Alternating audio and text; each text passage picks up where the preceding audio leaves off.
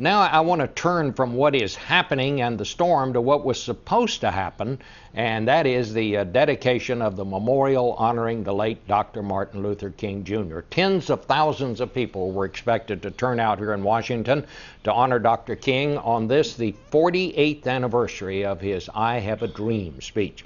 General Colin Powell was instrumental in getting that memorial built, and he's with us this morning to talk about that and some other things too. General Powell, welcome. General, you were very instrumental in getting this memorial built and done. I think you raised yourself over $1 million for this. I was pleased to serve on the leadership committee. Many people contributed to it, and my contribution was relatively modest compared to what others did. But it was an important memorial to build. I wanted to ask you this, a more personal question. What did Martin Luther King Jr. mean to you? He meant a great deal to me. You know, when he gave that famous speech, I was serving in Vietnam. When he was killed several years later, I was training to go back to Vietnam. So for most of that period, I was away from the country. My wife and young children were in Birmingham, Alabama during those terrible days in 1963. And what Dr. King meant to me was that the second revolution, the second Civil War was underway. It was time now to meet the dreams set out for us by our founding fathers. And what Dr. King did was not just free African Americans, he freed all of America. He caused us, through his sacrifice and his service, he caused America to look at a mirror of itself. Look in that mirror. What do you see? Is this who we want to be? Is this the inspiration we want to be to the rest of the world? And the answer was no. And we knew we had to change. And he was the leader who took us through that change. And that's why it's so fitting that he be memorialized in this manner. Do you feel that his dream has now been realized? Now, if Dr. King was here now, he would be raging about poverty. He would be raging about inequalities in our society. He would be raging about the fact that we are not educating all of our youngsters, and especially our African American youngsters. He'd also be chewing them out a bit, saying, you know, you've got to work harder to get your education. We have to bring back intact families so we can raise children in loving, intact families.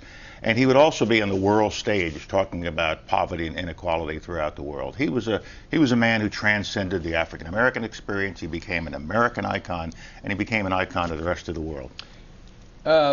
Dr. King and his era, it was a tough time for America. But we're going through some more tough times right now. What do you think he would think of today's politics? He'd be very disappointed. I mean, we have such a lack of civility in our political life now. We are fixed on ideological poles, and we seem unable to come together. And what Dr. King was always saying, can't we come together? Can't we talk about these issues? And, you know, our founding fathers argued with each other, but they also knew that argument was part of the democratic process. But ultimately, you have to compromise with each other in order to reach a consensus to keep the country moving forward. And if all we do is remain fixed on these polar opposites of our political spectrum, the country will not be moving forward. And we have got to find a way to get through this. And it's going to happen when the American people say, knock it off, stop it. And we want to see a different attitude with respect to our political life. We want to see a different level of civility in Washington, D.C. General, we're going to take a break here, and when we come back, I want to get your reaction to this explosive book by former Vice President Dick Cheney, who had some rather surprising remarks about, among other people, you. We'll talk about that and some more things when we come back. One day, this nation will rise up. And we're back now with former Secretary of State Colin Powell. We want to talk a little politics and talk a little bit about this book that Dick Cheney himself said is going to cause heads all over Washington to explode. I guess I'd ask you, General, is your head exploding? My head isn't exploding, and I haven't noticed any other heads exploding in Washington, D.C. And the explosive part of the book is what Mr. Cheney says is explosive. But from what I've read in the newspapers and seen on television, it's essentially a rehash of events of 7 or 8 years ago. What really sort of got my attention was this way in which he characterized it. It's going to cause heads to explode. That's quite a visual. And in fact, it's the kind of headline I would expect to come out of a gossip columnist, or the kind of headline you might see one of the supermarket tabloids write. It's not the kind of headline I would have expected to come from a former Vice President of the United States of America. Mr. Cheney has had a long and distinguished career, and I hope in his book that's what he will focus on, not these cheap shots that he's taking at me and other members of the administration who served to the best of our ability for President Bush. So you just label them flatly cheap shots. Well, yeah, they are cheap shots. I mean, several of the ones he tosses at me, you know, he takes great credit for my resignation in 2004. Well, President Bush and I had always agreed that I would leave at the end of 2004. After the election, I stayed on for 3 more months because I wanted to, and because there were some conferences that I wanted to attend, and because Dr. Rice hadn't been confirmed. So there's no news there. He says that I went out of my way not to present my positions to the president, but to take them outside of the administration. That's nonsense. The president knows that I told him what I thought about every issue of the day. Mr. Cheney may forget that I'm the one who said to President Bush, if you break it, you own it.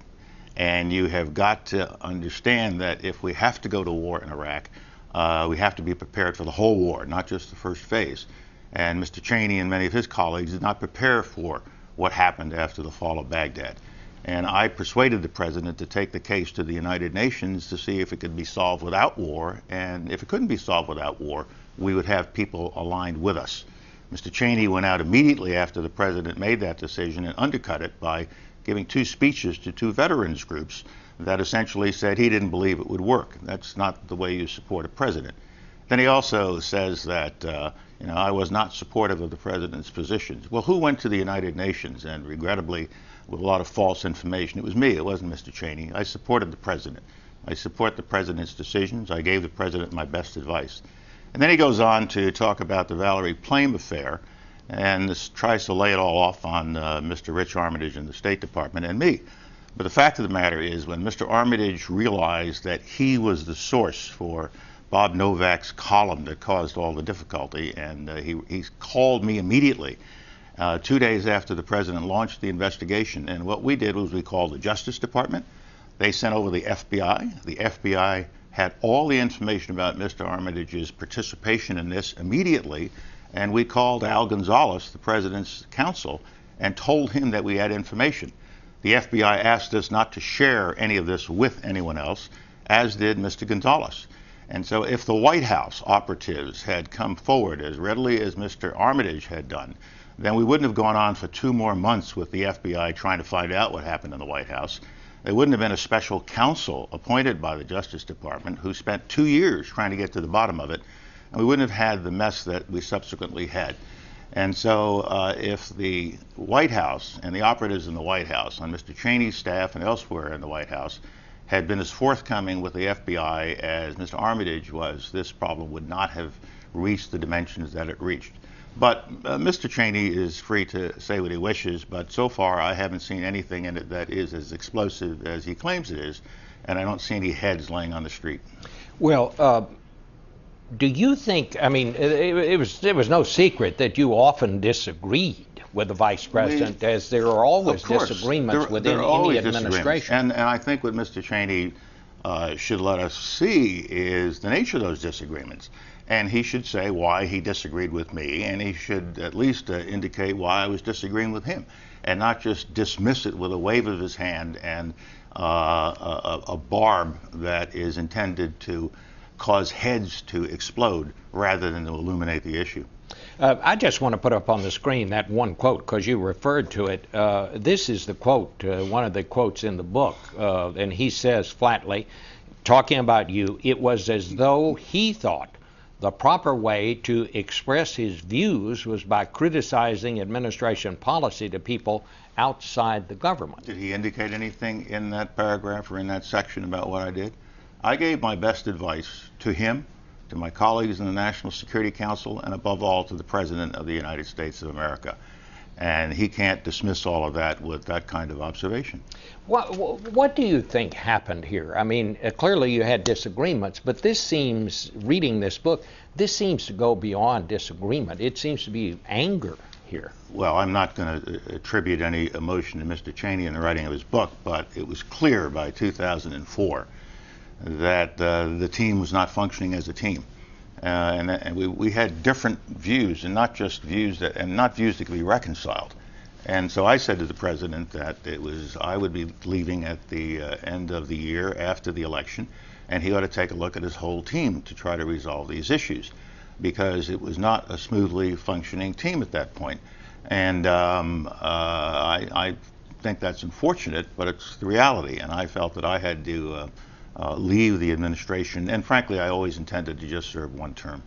Did the conversations, I mean, the atmosphere within the White House while you were there, how would you characterize it? I mean, obviously there were disagreements, but were these angry disagreements? No. Because I know in some ways, he's no kinder to your successor, Condoleezza Rice. Well, he's taken the same shots at Condi with an almost condescending tone. She tearfully did this or that. And he's taken the same shots at George Tenet, and he has also, in some ways, indicated he didn't always approve of what President Bush was deciding. And there's nothing wrong with saying you disagree, but it's not necessary to take these kind of barbs and then try to pump a book up by saying heads will be exploding. That's even on the headline section of the Nixon Foundation to sell the book. So I think it's a bit too far. I think Dick overshot the runway with that kind of comment, and if that's how he plans to sell his book. He's had a long and distinguished life and career, and I hope that's what the book focuses on, and not these kinds of things. Well, I mean, but was there that kind of atmosphere while this administration was underway? Did we have heated arguments? Sure. Did we have heated debates? Yes. But it was mostly civil. And everybody tends to focus on Iraq and Afghanistan, but there's so many other things that were going. The president's emergency plan on AIDS relief, the manner in which we increased funding for Africa and other parts of the world. We got a lot done in the administration, a lot of things that we can be proud and successful of, and that were successful. And we also got rid of a horrible regime called the Taliban and a horrible dictator by the name of Saddam Hussein. Let me ask you a little bit about politics. You voted for Barack Obama last time out, even though you are a Republican. Are you going to vote for him again? I haven't decided who I'm going to vote for. Just as was the case in 2008, I'm going to watch the campaign unfold. In the course of my life, I have voted for Democrats, I have voted for Republicans, I have changed from one four-year cycle to another, and I've always felt that it is my responsibility as a citizen to take a look at the issues, to examine the candidates, and pick the person that I think is best qualified for the office of the president in that year, and not just solely on the basis of party affiliation. Anybody on the Republican side that has leaped up that you see as... I think there are some interesting candidates, but I don't think any one of them has really emerged into the leading position. And if you follow the press and the polls, every 3 days, it's another leader on the Republican side. So let's see if anybody else is going to join, and we've got a long way to go. All right. General Powell, it's always a pleasure to have you. Thank you, Bob. So much for being with us.